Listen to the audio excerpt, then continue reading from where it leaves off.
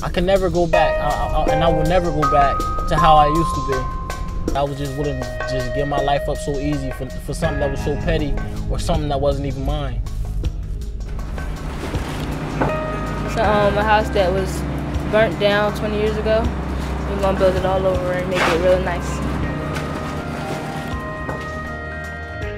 One of the greatest gifts we've received so far right now in life is being homeowners. And it's nothing like the feel of it.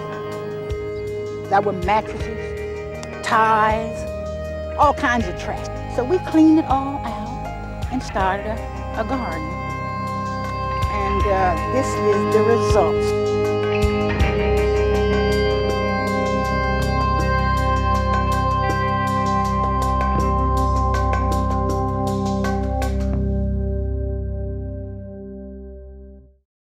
Communities are full of assets. They're full of people with skills and knowledge and history and capacity, as well as land and buildings. And so how do you build upon those assets with the goal of family self-reliance?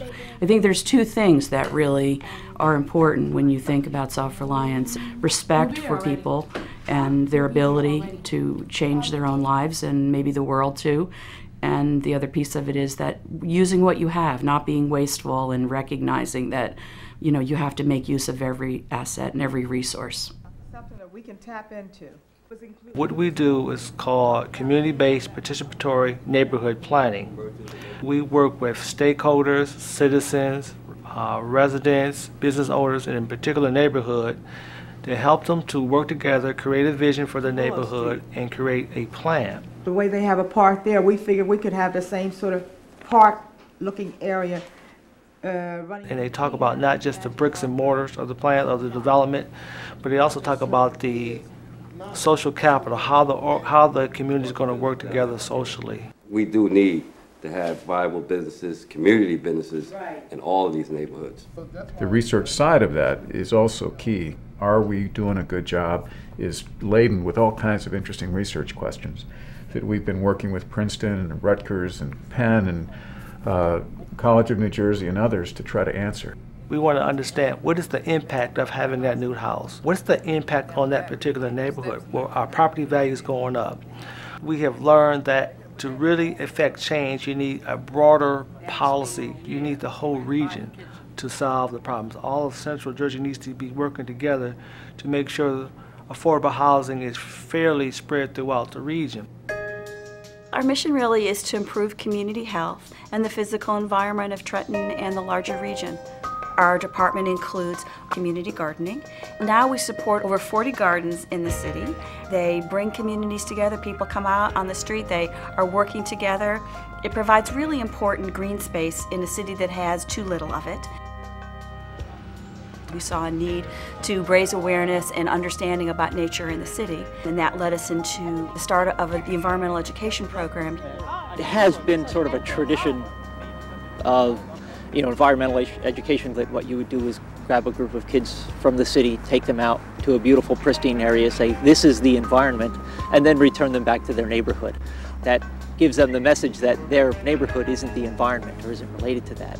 So by being able to bring them right across the street from their school and say, look, this is in your city, and the environment and nature and how it all works in your city and works just the same as it works outside the city. 4 drops in this tells us that there's 4 parts of oxygen for every million parts of anything in this water. We saw how big a problem asthma was, especially among young people here in the city, and we started a asthma management program, and that led us to a whole range of Healthy Homes concerns, and we really started to see the importance of educating people about what's going on in their home. The legacy of lead paint here in the city is dramatic, and we are working as hard as we can to help prevent future lead poisoning here in the city. They come in and they put the solution or whatever it is over the paint so that if a child isn't home, they won't eat the chip paint. Thank God we were able to get in on the services early on before he, was exposed.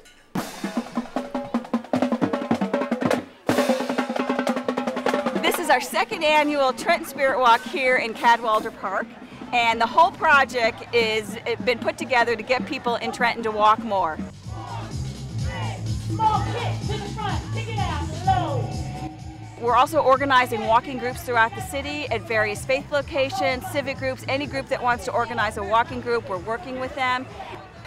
And we're connecting all of Trenton through these different walks. We reclaim the streets for peace, for nonviolence.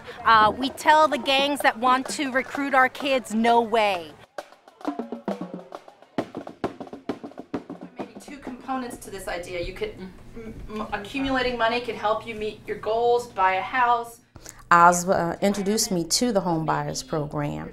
This is a 10-week class, and we would go over different programs, mortgages, different things to look for when you were going out getting lenders, and how to be careful of predatory lenders and things of that sort. One of the biggest things we learned from Oz was to budget our money. And we have a better budget. Yeah, we have a better budget now, and we're better money managers. But the best part about it is having a place that, you know, we can call home.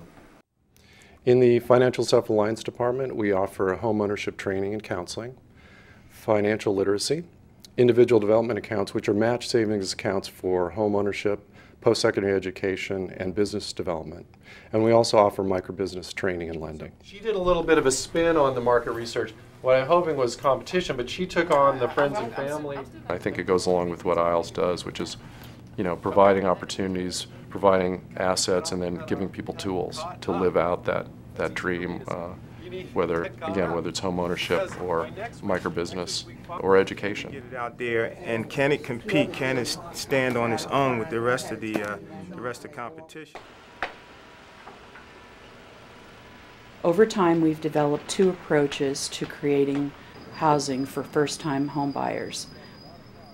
We build large numbers of units, such as Monument Crossing, for first-time home buyers, and that's new construction. And then we also renovate older historic homes, and our youth build students work on those homes and completely renovate them under the direction of vocational teachers. I lived before, only got one bedroom, you know. But when I buy this house, everybody got the whole room, and they happy, you know. I love this house. I love my neighbors. I feel fortunate and blessed that I have an opportunity to finally own my first home, and the family is real excited about it.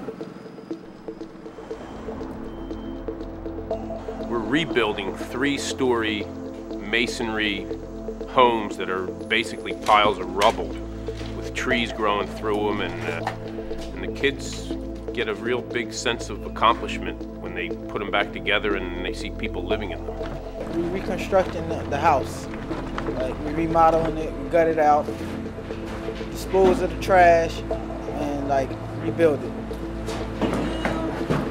They're very strict about responsibility, like coming in on time. If you're not in on time, they're very strict about that. It matures you. It matures you a lot. I've matured a lot since I've been in youth build. He has become so responsible. This program has helped him become so respectful. He has really become a man now. Not only do we concentrate on traditional education, but also life skills, career development, so that they can leave here with more than a high school diploma, but an actual career path. I mean, the streets is up and down, right? It's like the stock market. The bottom line is it allows young folks to begin to feel really good about themselves so that they can become independent citizens of their community. Right now I'm looking for like a 2-year college first. So I get myself settled, and then I'll move on to a 4-year.